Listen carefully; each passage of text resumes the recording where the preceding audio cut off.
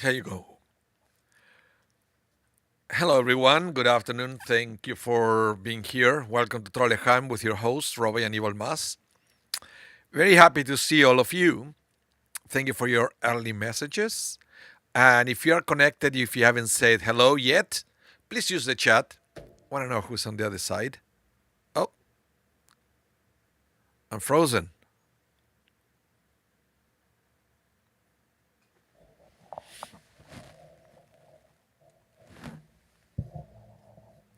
I hope everything is okay.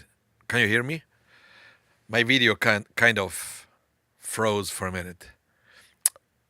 So, welcome Shelly, welcome David, welcome Brenda, welcome Michael Legoff. Great to have you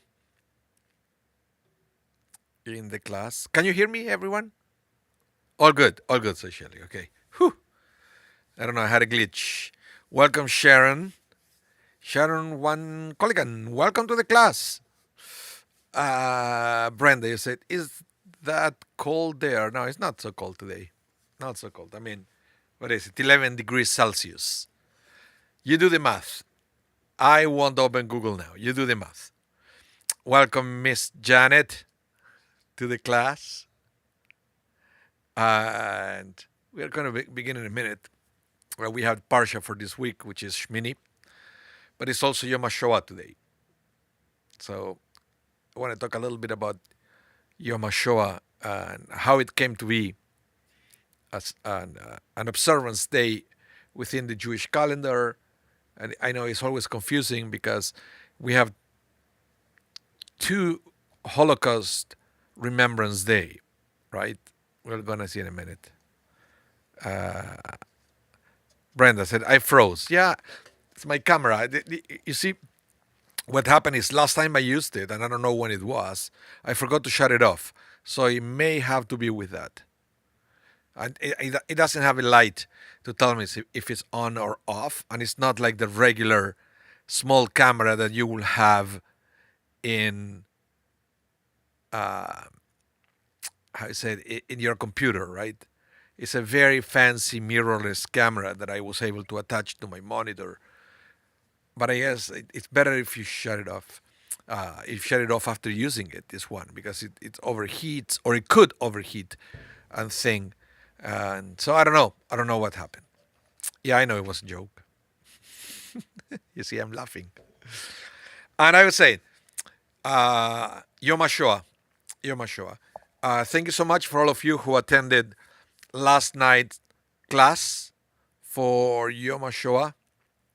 It was very emotional, and it's something very important to add a ritual to important dates in the Jewish calendar.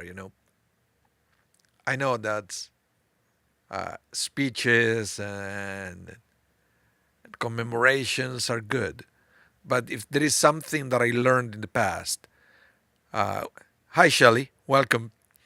Hello Ashira, welcome.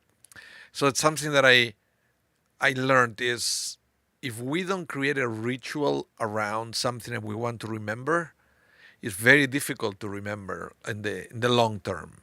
It works in the short term, but as Jews, we learn that we need to create a ritual to preserve it. Same happened, for example, with the destruction of the temple with Tisha B'Av. That look, 2,000 years after the destruction of the temple, we still remember what happened because we have Tisha B'Av, and there is something that we observe in the synagogue year after year. And I don't know if we will be talking about the destruction of the temple and the expulsion from our homeland without a ritual. If we rely just on secular observance day and a few speeches here and there, I don't know, especially with Yom HaShoah after now that we can see that every year there are fewer and fewer survivors, right? So a ritual is important. And I believe that the creation of the Megillat HaShoah, it's something important. It's something special. And if you don't know what I'm talking about, please check our YouTube page, Shari Zedek YouTube page. Last night we have the reading of the Megillat HaShoah in our sanctuary. And if you go to the video at the beginning of uh, the MC of the evening, Bel Jarniewski, she explained beautifully what is what is the Megillat HaShoah, the scroll of the Holocaust. So you can go to there. She goes into great detail. So and she did a great job explaining what it is and how it came to be. So I I recommend you to go and check out that video. Okay? So welcome everyone. Now that we have people in the virtual classroom, let's begin with the class. Okay, as I mentioned before, I wanted to talk about Yom HaShoah. Yom HaShoah.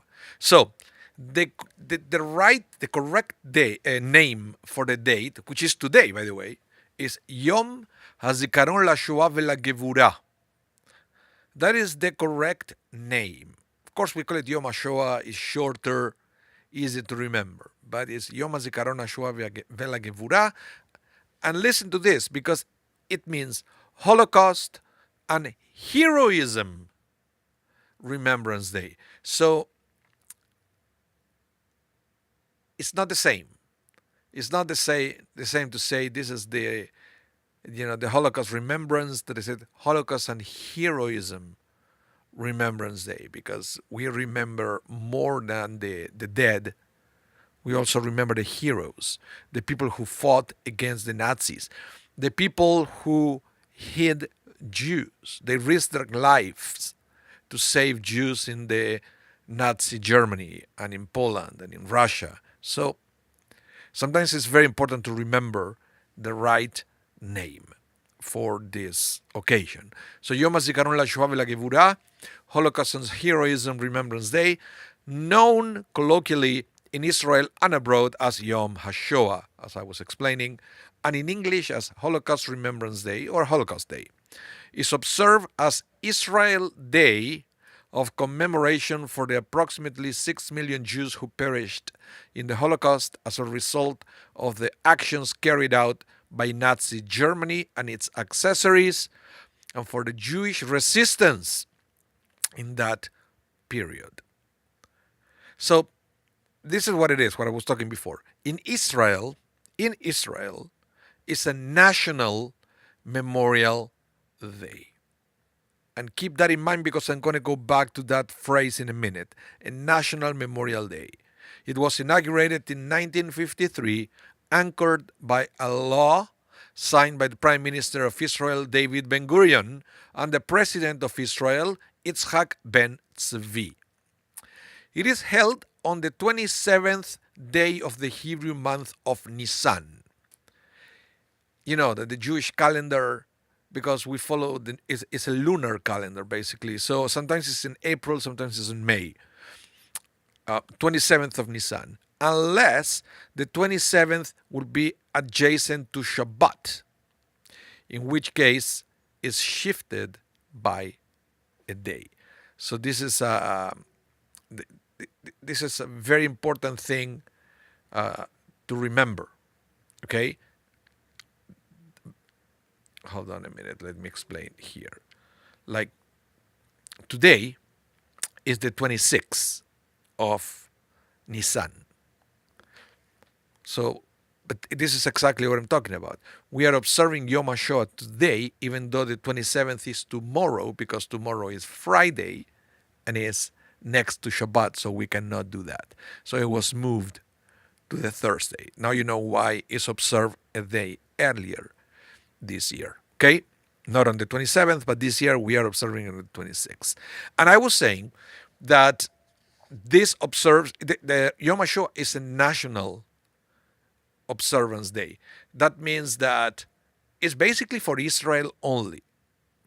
We, I mean, when we said synagogues, adopted the day and created a ritual around this day, but it was based on an Israeli civil observance. And there is another Holocaust Memorial Day, which is the international. That one was created by the UN, and that one is in January. So there is always confusion. Why is it in January? Is it in May? Is it in April? What is it? Well, there are two. There are two. One is international, and that is in January, and that is national, that is for Israel only, and that is this one that we are observing today. But the communities in the diaspora adopted the Israel's National Day before the UN created the International Day. So now we have 2 days of observance for the Holocaust, and it's always good.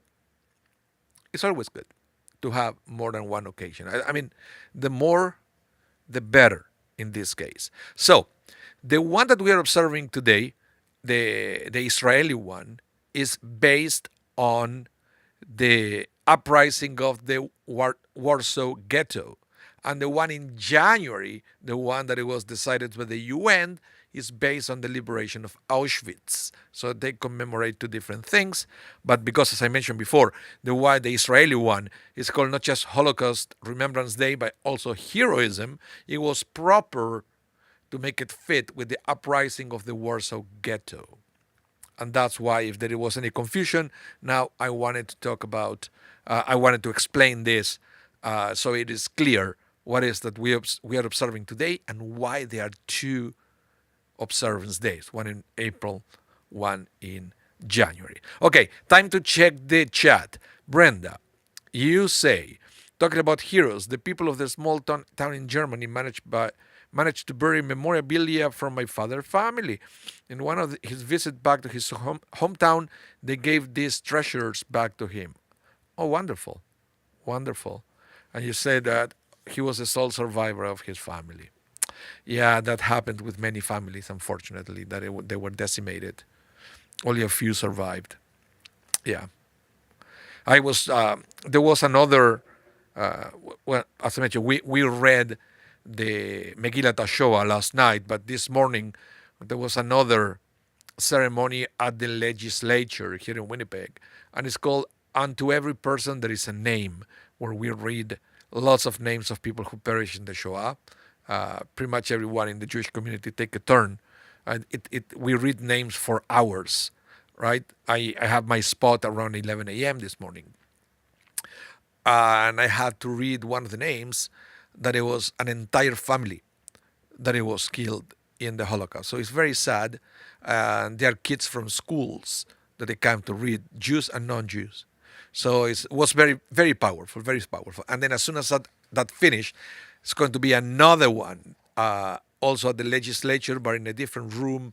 So there are lots of things in Winnipeg, and I think it's a great thing to expose as many people as possible to the observance of the Holocaust Day, so people can learn, can remember, can realize that this is real, not like some anti-Semites are trying to make the world believe that this never existed or was exaggerated, etc.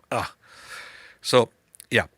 So, Shelley, you said your spot was at 9:30. Okay, so I probably missed you by about 30 minutes. I went around 10-ish, just to be sure. Okay, so that's what it is. So now let's go and study the Parsha for today. The Parsha for today. So, I want to start from the very beginning. This is from the book of Leviticus. Okay? Leviticus chapter 9, verse 1. And it starts. Vayei vayom Shemini. Vayei vayom Shemini. Kara Moshe leAaron ulevanav uleziknei Israel. On the 8th day, Moses called Aaron, his sons, and the leaders of Israel. So, for all of you who speaks a little bit of Hebrew, or maybe you're a very good Hebrew speaker, what is the 8th day? Is that a thing? The 8th day. Let me know. Of course, I have a coffee today. What is the 8th day?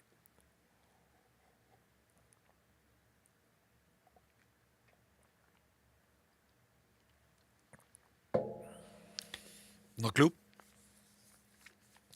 Because when I remember reading this many years ago, I said, Beyom Shemini, it doesn't make any sense because we know that the week has 7 days, 1 to 6, and then we have the Shabbat. So we're thinking, what the heck is the eighth day? Well, then when you read the context of what's going on here, there was there is a count. There was the process of the inauguration of the tabernacle, the very first sanctuary that we have in the desert. Remember the one that was portable. Eventually, after decades, that became the temple of Jerusalem. Once we have a fixed place to build it, but back in the day, was the first sanctuary was a big deal because it became known as the house of the Lord. Was it a place where it was a representation of the presence of God? So it was a big deal for the Jewish people. And it involved uh, a week long celebrations, an inauguration process, and then on the eighth day is when the sacrifices were offered. Okay, 7 days of preparation, and then on the eighth day was the beginning uh, of the tabernacle. So this is beautiful. Let me explain. Let me explain why.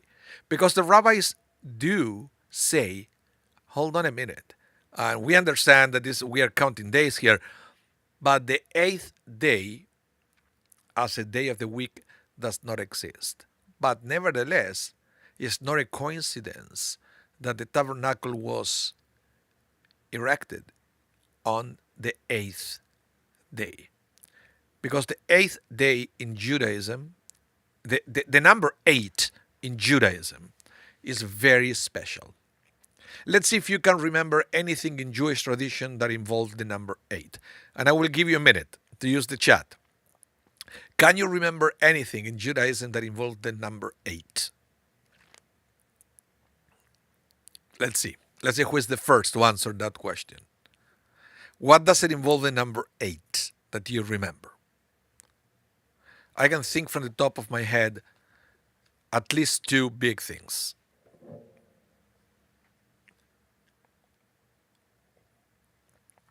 Miss Janet, yes, Brit Milah is one. We circumcise all the males on the eighth day. What else?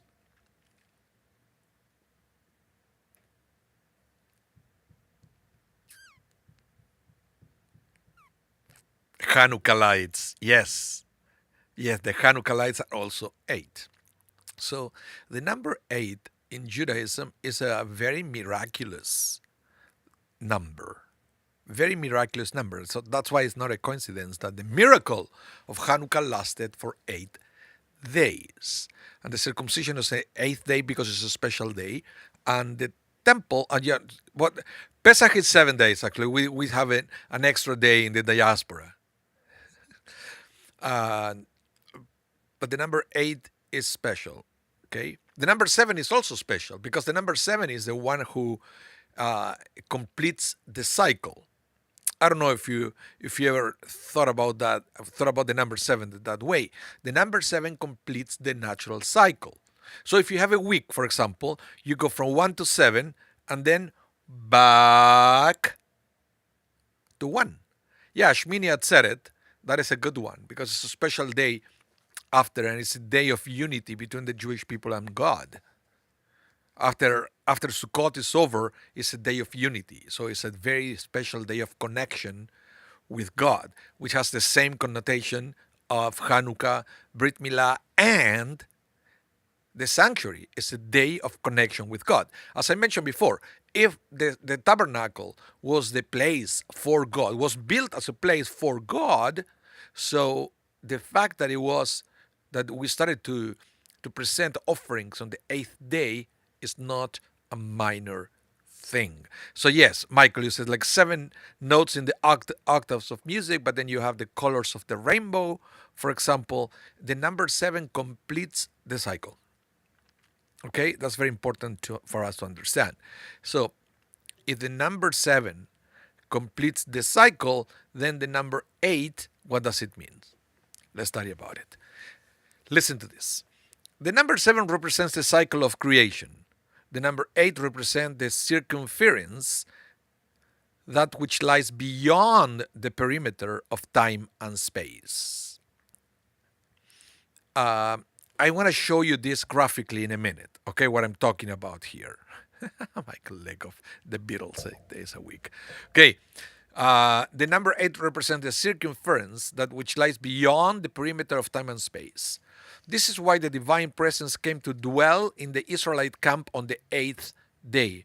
This is also alluded to in the saying of our sages that the lyre of Mashiach has 8 strings. Because Mashiach is the Messiah, the one who comes to redeem the world, then we are not ruled by the laws of nature anymore. And the laws of nature are symbolized by the number 7. So if the lyre, the guitar of the Messiah will have 8 strings, is a metaphor of the supernatural character of those days, the days of the final redemption. I hope you can pay attention to these things, because eventually it will help you to connect the dots when you are seeing all these concepts within Judaism. And then usually when there is a number attached to a festival or to an event, that number has a lot to say. So, by the way, I'm going to talk more about that. Remember, I promised you guys that I wanted to teach this Kabbalistic concept of the numbers and what each number represents. I'm going to teach about this during the Tikkun for Shavuot. I'm going to do my best to convince the committee that is putting together the Tikkun for me to be able to stream at least my class, so you will have an opportunity to study this uh, in depth, all the numbers, all this Kabbalah of the numbers. Okay? And if you have the opportunity, if you're in Winnipeg, please come in person to the Tikkun, to the night of Shavuot. So I'm going to teach specifically about this. Okay. So this is the opinion of Rabbi Shlomo Ephraim Ben Aaron Luchnitz. Now, let's continue with this same concept. Listen to this, because I wanted to continue with the concept of the 7 and the 8. In Kabbalistic teachings, the number 7 symbolizes perfection. Perfection. I can't wait to show you the graphic for this. Perfection. Perfection that is achievable via natural means, while 8 symbolizes that which is beyond nature and is inherently and its inherently limited perfection. So, in other words, the number 7 represents natural perfection, but because it's natural, because it is contained within nature, is not perfect. It's imperfect. Nature is not perfect. So the number 7 is important, but number 8 is above that. Is above. So, some examples. God created the world and its natural order in 7 days. Between the holidays of Passover and Shavuot, we count 7 weeks. During this week, we work on perfecting our 7 emotions: love, fear, compassion, ambition, humility, bonding, and receptiveness. 1 emotion per week. At the conclusion of these 7 weeks, we have sufficiently perfected ourselves to be worthy of receiving the Torah on Shavuot. A completed person has control over all 7 emotions. Okay? But we are still represented by the 7 weeks that we are not perfect. Again, this is important to understand. So then eventually you can use this information to analyze future text. The Holy Temple's menorah, which served to illuminate the natural world with a holy glow of spirituality, had 7 branches. Again, don't get confused with the one for Hanukkah. Okay, Hanukkah we celebrate 8 days, but the menorah used for Hanukkah, the first one, the one at the temple, that one had 7 branches. Now we have 8 branches at home, but the original had 7, and the miracle lasted 8 days. But there weren't 8 branches back then. Okay, so the original menorah, the temple, had 7 branches. There are 7 colors in the rainbow and 7 musical notes. When something has 7 parts, it symbolizes that it has reached its state of completion. The 7 notes of diatonic scale makes one complete octaves, etc. 8, on the other hand, is symbolic of an entity that is one step above the natural order, higher than nature and its limitations. That's why Hanukkah is 8 days long. The greatly outnumbers Maccabees' resolve to battle the Greeks wasn't logical or natural. They drew on reservoirs of faith and courage that are not part of normative human nature. They therefore merited a miracle higher than nature, a miracle that lasted 8 days. And to commemorate this, we light on Hanukkah 8 branched menorah. In a similar vein, we circumcise our children when they are 8 days old babies because the Brit Milah symbolizes our nation's supernatural and logic defying covenant with God. And this is something also very important when we are trying to explain circumcision. And it makes me kind of crazy when people are trying to explain circumcision in natural terms. Well, it's good, it's healthy. It may be.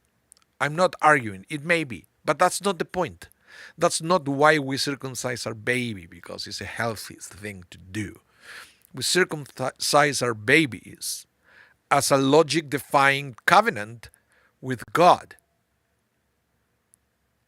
It's a very it's very interesting that we do it, in other words, out of faith.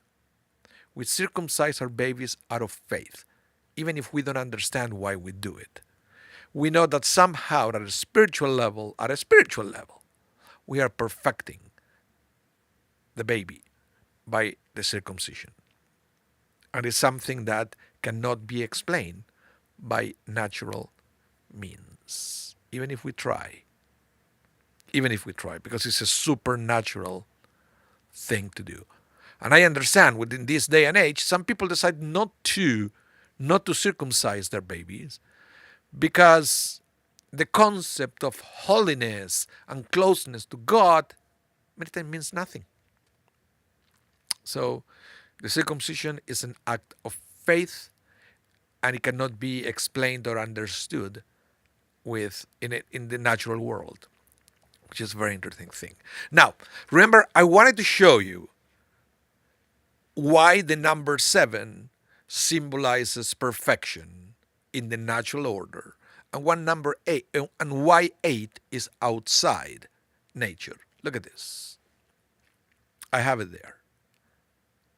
Look at that image. You can actually draw a circle around that, and you will have a perfect circle, right? And within the perfect circle, you will have those 7 circles. You cannot fit another circle in that area. The maximum you can put is 7. According to the rabbis, and then if you study Kabbalah, it's more obvious. The circle in the centers represents the Shabbat, the 7th day, and the ones around are the 6 days of the week. So you see how Shabbat is touching, that center circle is touching all the others. That's the beautiful thing. The Shabbat is influencing all the circles around. That's what it means when we say that when we do the Havdalah at the end of the Shabbat, we perform the ritual of Havdalah because we want to keep the essence of the Shabbat to influence all the next 6 days of the week. Shelley, you say it looks like a cedar plate. Yes, pretty much. But my point is that figure that I'm showing you contains 7 circles. You cannot fit an 8th. The 8th is outside or above, you name it. So it's not natural, it's super or supra natural. And that's why the number 8 is a special day in Judaism. I bet you heard about that, for Jews, the number 7 is so important, right? Number 7. But the number 8 is even more important than number 7. Even more important. Because it represents miracles, and it represents a deeper connection between us and God, and represents everything that does not belong to this world. Any questions? I will be happy to answer any questions before we move on to the next topic.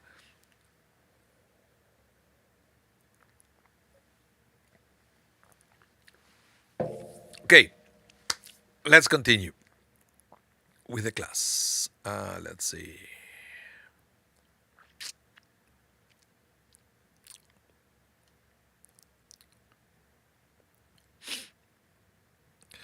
Michael Legov, you say, let's see, 7 or 8 days of Sukkot and 7 or 8 days of Pesach. We have so the Pesach and Sukkot thing is 7 days, right? There is one more day in the diaspora, and the reason why we have an extra day in the diaspora, it has nothing to do with the number 8. It has to do with the fact that outside Israel, this is a symbol that outside Israel you need to celebrate an extra day to perhaps approach to the level of holiness that you will experience in Israel with just 7 days. Okay, the same to me the one that is more obvious is, let's say, Shavuot. Shavuot in Israel is one day. One day you capture the essence of Shavuot. In the diaspora, we need 2 days to perhaps or maybe get it. And that's why we have the 8 days. But the original intention was not to have 8 days, it was to have seven. But then Sukkot is 7 days, but then the eighth is Shemini Atzeret, the eighth day of gathering, which is a day, by the way, of unity between God and the people of Israel. How so? On Sukkot, which some people don't remember, that Sukkot used to be something like, in these modern days, we will call it an interfaith festival. What does it mean? On Sukkot, the priests, the Kohanim in the temple, used to offer lots of sacrifices on behalf of all the 70 nations of the world. Okay, all the days they used to sacrifice different bulls, other animals on behalf. It was a way of atonement of all the nations of the world, and that is, remember, because we just came out of Yom Kippur, so this will complete the cycle of atonement, not just for the Jewish people, but also for all the other nations who don't observe Yom Kippur, but we want to atone their sins as well, so we can all have a good year ahead. It's not that we want to have a good year; we want the world to have a good year, free of sin, free of transgression, etc. So we atone for them as well. And it looks like there were lots of emissaries coming to Jerusalem, and it was a big deal. Sukkot is over, everybody goes home, but it's almost like God says to the Jewish people, stay for one more day. That's Shemini Atzeret. One more day, no extra sacrifices, no sukkah, no four species, no nothing, just you and me. I always say that this reminds me a little bit of the brunch the day after the wedding. I don't know if you ever experienced, if you ever been invited to a brunch after the wedding, it means that you make the cut to the inner circle of the couple, right? Only if you're part of the inner circle, you're invited to those things. Those are the intimate people, the people that you really know. During the wedding, there are so many people that, I mean, think about this. Try to remember your own wedding, right? You see so many people, and many times you look around and say, who is that one? Who are those, right? That maybe sometimes you don't really know everybody, but the day that they're celebrating, you smile, you have a good time. But then the day after, when everybody leaves, you have this smaller brunch, maybe. And I've seen people sometimes, at the hotels, they come, the bride and the groom, they come with their pajamas the day after to share this intimate time with their families and intimate friends. So that's the idea of Shemini Atzeret after Sukkot is over.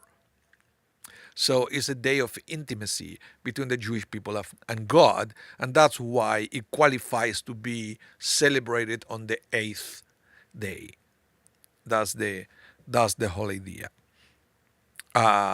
So Michael, so going back, the Jubilee and even Shavuot, you have a cycle of 7, and then the day after is Shavuot. You count 7 weeks, and the day after is Shavuot. It's almost like the eighth day. Yeah. And then Michael Legoff says, Shmusers also use that image of 7 circles to create the Magen David. They use coffee cups. Never knew Schmunzer was a center of Kabbalah. Well, I think they don't know that either.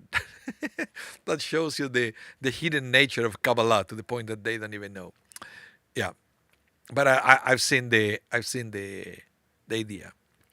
I've seen the logo. I've seen the logo. It's a relatively new one. Okay, so let's continue. Let's continue. So the now the tabernacle was inaugurated. It was a great day to the point that the Talmud will say about the eighth day, about the day when the tabernacle, when we started to offer sacrifices to God, that day was as joyous to God as the day on which heaven and earth were created. So, what is the connection between the creation of the world and the building of the tabernacle? This is very interesting. And listen to this explanation by the rabbis. They would say, oh, I love this one. God's purpose in creating the world was so that he could reside among his creations. Okay? So God created the world so God could be present in the world. And before Adam's sin, Adam and Eve's sin, Hashem did just that. So remember the early verses in the Bible, right? The Garden of Eden, Adam and Eve, God was there with them, providing everything they needed, and the presence of God was, you may say, more explicit than it is, for example, right now, when we cannot experience the presence of God the way it was experienced in the Garden of Eden. Okay. So, however, when Adam sinned, he drove Hashem to ascend to the lowest of the seven heavens. When Cain sinned, Hashem ascended higher still, and so on due to the sins of the generation of Enosh, the generation of the flood, the generation of the Tower of Babel, the Sodomites, and the Egyptians. In all, Hashem ascended to the seventh heaven. All this of seven heaven and thing, don't take it literally. This, what it means is every time every generation sinned here, they created a layer of separation between us and God. Okay? And try to think it sometimes, or at least when I try to, I know it's impossible to imagine because God doesn't have any shape, form, time, space, etc. So imagine God as light, right? And imagine that in between you and God, there is a window. And you know what happens when you don't clean a window? Or even worse, when you throw mud at a window, it will start blocking the light. So the more you keep adding to that window, the less light you can perceive. Now, it's not that the light is not there. The light is in the exact same place that it was before, except that you cannot benefit from that light because of all the dirt that we keep accumulating in the window. To the point that now, if we want to illuminate a room, so to speak, or our lives, so to speak, okay, listen to the metaphor, okay? We need to start using artificial lights. You need a light bulb. You need an LED light. Even though you have the most beautiful natural source of light coming through the window, but the window is so dirty that we need to replace that light with a lesser quality light.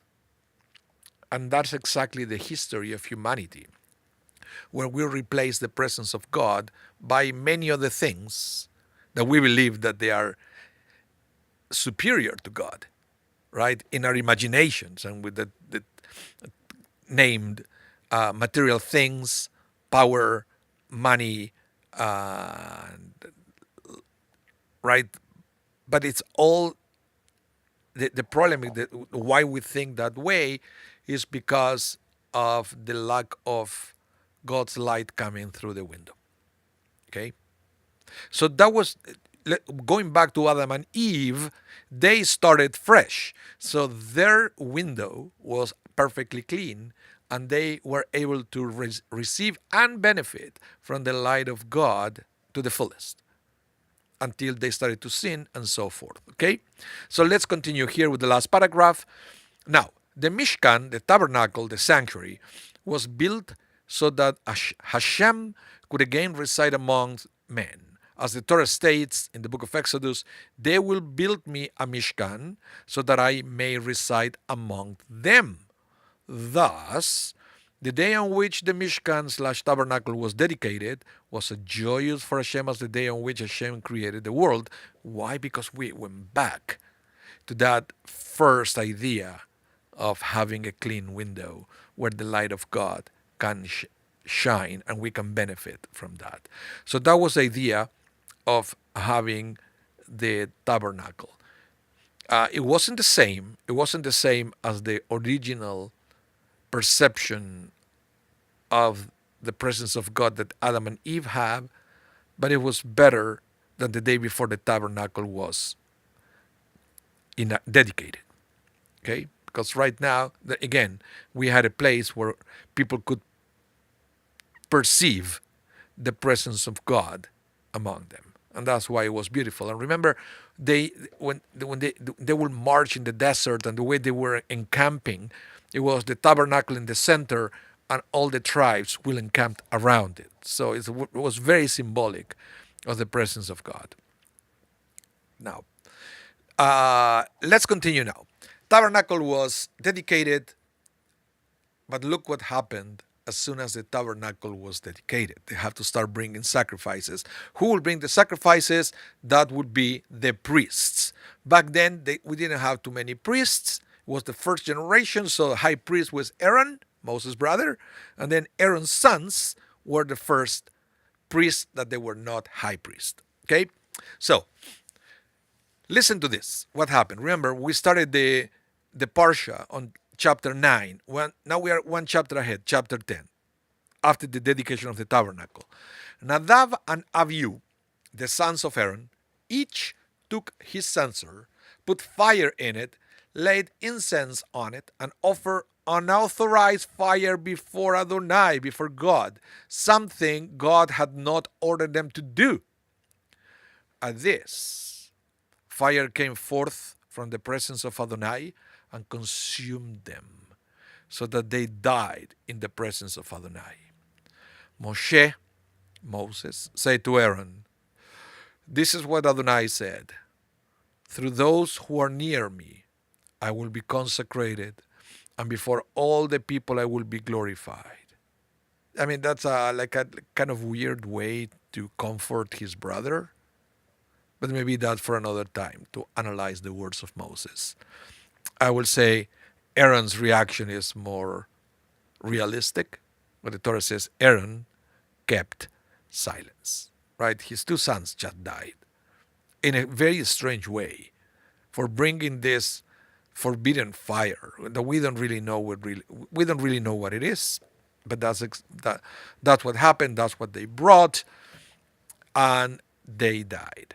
And there are many explanations of why they died on that moment, and how is it possible that the two sons of Aaron, all of a sudden they forgot what they're supposed to do? I said, come on, they just learned it. And it wasn't much for them to learn how to bring these things. So the rabbis try to find a practical lesson for all of us, to try to learn from the story of Nadab and Abihu, so we can use that inspiration for our own lives. Okay? So listen to this explanation, which I think is powerful and contemporary at the same time. Listen to this. Rashi said, "They died because they entered the sanctuary intoxicated by wine." Not much difference to what we learn, in this generation where we all know if you are drunk, don't drive. Or you can kill yourself or you can kill somebody else. Or don't operate machinery. Or there are certain things that, if you're intoxicated, you should not do. Just pass your keys, stay at home. Call a taxi. or something. So here we have these two young priests that for some reason, I don't know if they were too happy or too nervous, who knows? But it would make clear that they were drunk and they approached this thing that involved fuels and fire, and they made a mistake, and they were almost like driving drunk and they died because of that. Maybe they got too close to the fire, as Moses was saying in his words of comfort, right? The ones who were close to me, said God. Maybe they got too close and they burned. And Moses said, well, they died because they were too close to God, right? So it has to be a good thing, right? And Aaron said, yeah, sure. But so how did Rashi learn that they were intoxicated? Because after so in this case, Brenda, you say harsh punishment. In this case, it was not a punishment. It was not a punishment at all. It's something that could have been prevented had they remembered that they didn't have to drink before.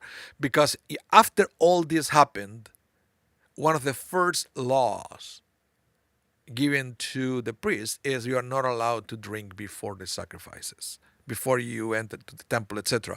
So the fact that the two are together, the fact that they died, and then after the whole episode of the death, then God said you should not be intoxicated. Rashi put the two together, and I said, oh, that's why God is giving this, is reminding the priest not to drink right after this, is because Nadav and Abihu were drunk. So again, it was not a punishment. In the same way that you have to say, if somebody is driving drunk and crash the car and get harmed or died, who knows? Is that a punishment?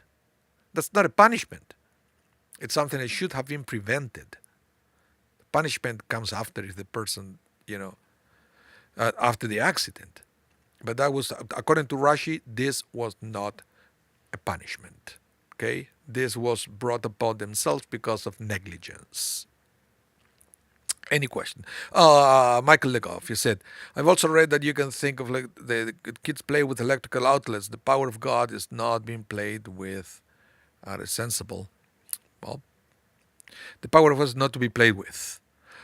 Yeah, and it's also interesting, Michael, what you said, because it's not clear how these two died, in the sense that then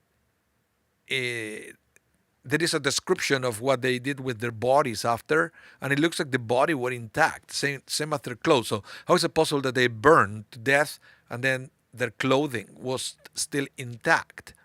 So many mysteries around this. But I love the explanation of Rashi, which is the most logical one. They were drunk. And it's a message for all of us that we keep listening in the news. We read all the time, right? It's part of local laws everywhere that we should not be intoxicated if we are going to do something that is dangerous. Simple as that.